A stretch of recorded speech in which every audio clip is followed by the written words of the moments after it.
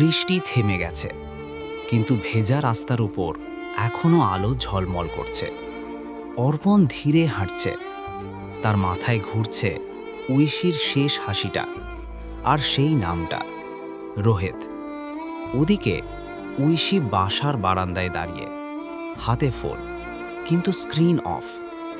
আজ সে নিজেই ফোনটা বন্ধ করেছে, কারণ এইবার সে পালাতে চায় না, বরং সামনে এগোতে চায়। পরদিন সকাল, অর্পণের ফোনে একটা মেসেজ। ঐশী, আজ বিকেলে একটু দেখা করা যাবে? অর্পণের ঠোঁটে হালকা হাসি ফুটে উঠল। সে রিপ্লাই দিল, হ্যাঁ, কোথায়? ক্যাফে। সন্ধ্যা, একটা শান্ত ক্যাফে। এইবার আগের দিনের মতো অস্বস্তি নেই, বরং দুজনেই একটু স্বাভাবিক। আজ তুমি আগে এসছো?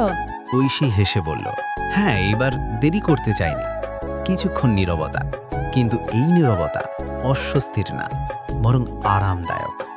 ঐশী ধীরে বলল, কালকের জন্য থ্যাংক ইউ। অর্পণ অবাক, কিসের জন্য? শুনেছিলে, কিন্তু তুমি আমাকে জাজ করনি।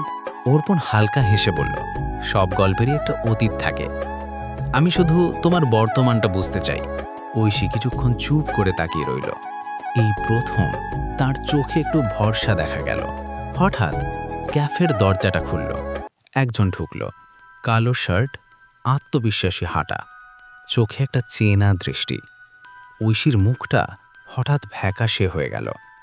অর্পণ খেয়াল করল, কি হয়েছে? ঐশী খুব আস্তে বলল, ও রোহিত।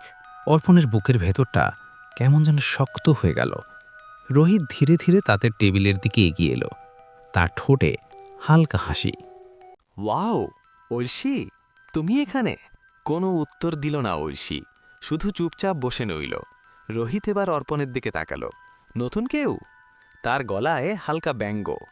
অর্পণ শান্ত গলায় বলল, হ্যাঁ, আমি অর্পণ। রোহিত হাত বাড়িয়ে দিল, রোহিত। কিন্তু অর্পণ হাতটা ধরল না, শুধু তাকিয়ে রইল। একটা অস্বস্তিকর নীরবতা।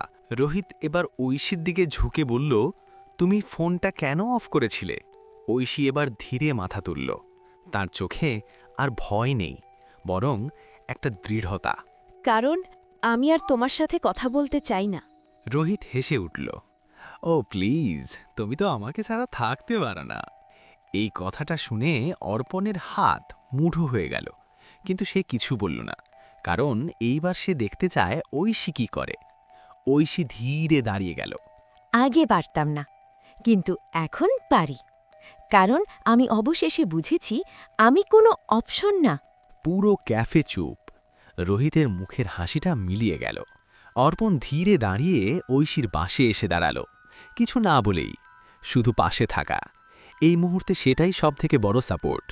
ঐশী একবার অর্পণের দিকে তাকালো, চোখে কৃতজ্ঞতা। রোহিত ঠান্ডা গলায় বলল, এই ছেলেটার জন্য, তাই তো? ঐশী মাথা নাড়ল, না, নিজের জন্যে। কিছুক্ষণ চুপ থেকে রোহিত চলে গেল। ক্যাফের বাইরে হালকা বাতাস। ঐশী গভীর নিঃশ্বাস নিল। আজ অনেক বড় একটা কিছু শেষ হলো। অর্পণ ধীরে বলল, না, আজ একটা নতুন কিছু শুরু হলো। ঐশী তাকালো। তুমি এখনো কনফিউজড? অর্পণ হালকা হাসল, না, আজ একটু কম। দুজনেই হাঁটতে শুরু করল, এইবার পাশাপাশি। আর আগের মতো দূরত্ব নেই। রাতটা অদ্ভুতভাবে শান্ত। শহরের শব্দ আছে, কিন্তু অর্পণের ভেতরে একটা আলাদা নীরবতা। সে বারান্দায় দাঁড়িয়ে বারবার ভাবছে, আজ ক্যাফেতে যা হলো, ঐশীর সেই দৃঢ় চোখ, আর শেষ কথাটা, নিজের জন্য। অর্পণ হালকা হাসল, এই মেয়েটা আলাদা। ওদিকে ঐশী নিজের ঘরে বসে, হাতে একটা পুরনো ডায়েরি, যেটা সে অনেকদিন ধরেই খোলেনি। সে ধীরে পাতা উল্টাচ্ছে, প্রতিটা পাতায় রোহিতের স্মৃতি। কিন্তু আজ কিছু একটা বদলে গেছে। সে ডায়েরিটা বন্ধ করে দিল। এবার এগোতে হবে। ঠিক তখনই ফোনে মেসেজ, অর্পণ, ঘুমাওনি তো? ঐশীর ঠোঁটে হালকা হাসি। না, তুমি? একই অবস্থা। কিছুক্ষণ দুজনেই টাইপ করে, আবার মুছে দেয়। শেষে অর্পণ লিখল, কাল একটু দেখা করব? ঐশী কয়েক সেকেন্ড তাকিয়ে থাকলো। তারপর হ্যাঁ, পরদিন বিকেল, গঙ্গার ধারে হালকা বাতাস, সূর্য ডুবে যাচ্ছে ধীরে ধীরে। এই জায়গাটা শান্ত কিন্তু গভীর। ঐশী আগে থেকেই বসে আছে। অর্পণ এসে পাশে দাঁড়ালো। ওয়েট করাতে হলো। ঐশী মাথা নাড়ল। না, আমিও একটু আগেই এসেছি। দুজনেই পাশে বসে।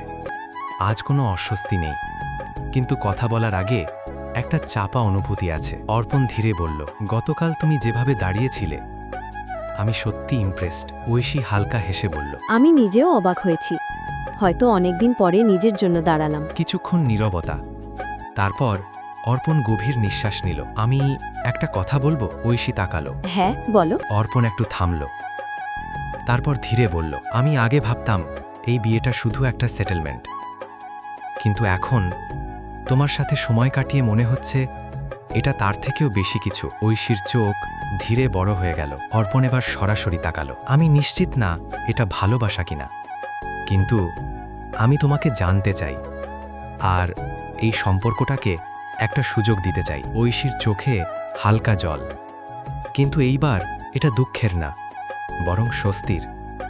সে ধীরে বলল, আমি ভয় পাই আবার ভেঙে পড়ার।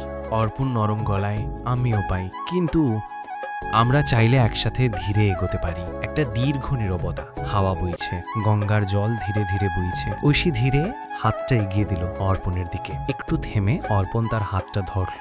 এই প্রথম দুজনের মধ্যে কোনো দেয়াল নেই। ঐশী হালকা হেসে বলল, তাহলে এটা কি একটা শুরু? অর্পণ তাকিয়ে বলল, হয়তো আমাদের গল্পের আসল শুরু। ঠিক তখনই অর্পণের ফোনে একটা নোটিফিকেশন, অন্য নাম্বার, একটা message, stay away from Aishi. অর্পণের চোখের চাহনি বদলে গেল। ঐশী খেয়াল করলো, কি হয়েছে? অর্পণ কিছুক্ষণ চুপ করে থেকে বলল, কিছু না, কিন্তু তার মনে একটা প্রশ্ন, এটা কি রোহিত নাকি অন্য কেউ? সূর্য ডুবে গেল, কিন্তু তাদের গল্পটা এখনই আলো খুঁজতে শুরু করেছে। অর্পণের ভালোবাসা কি শেষমেশ পূর্ণতা পাবে, নাকি রোহিতের চালেই ভেঙে যাবে সবকিছু? এরকম আরও দারুণ গল্প শুনতে আমাদের সুইট ইজ লাভ ডায়েরি চ্যানেলটি এখনই সাবস্ক্রাইব করুন।